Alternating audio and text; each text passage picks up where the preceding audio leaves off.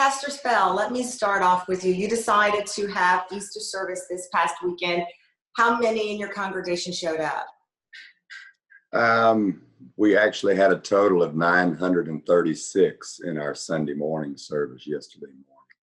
You were expecting about 2,000. Did some of your members decide to socially distance instead of coming in?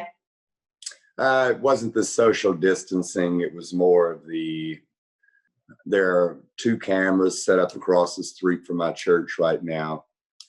There are federal agents who follow everyone that comes to my church and leaves my church. So people are really being bullied and harassed. A lot of people have been terminated from their jobs because they come to our church.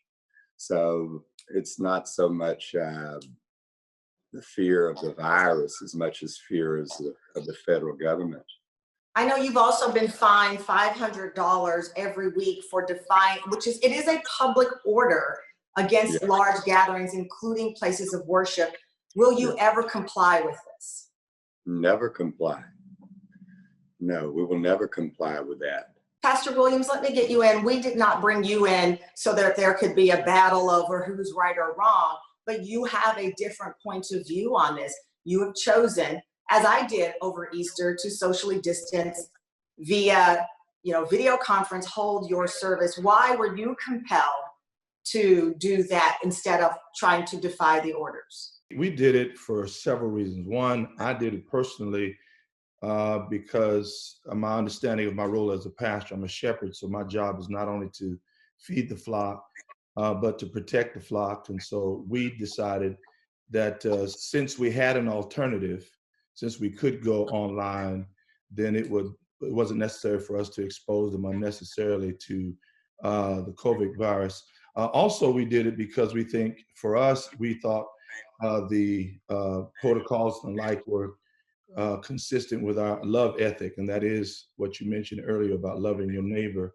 And so we decided that it would be important for us not only to protect our own congregation, but also to protect other people who would come in contact with people who are in our congregation. And then thirdly, we did it because I happen to pastor a large congregation, and most of whom are part of a vulnerable population, Black and poor. And so they're disproportionately affected by it. And so to put them in proximity with each other, given the nature of the disease, heightens the possibility of that happening. So we decided not to do that. Pastor Spell, Pastor Williams, welcome back. Pastor Spell, I know you mentioned before break, some of your parishioners have been harassed, you say, by law enforcement. Others have been fired as a result.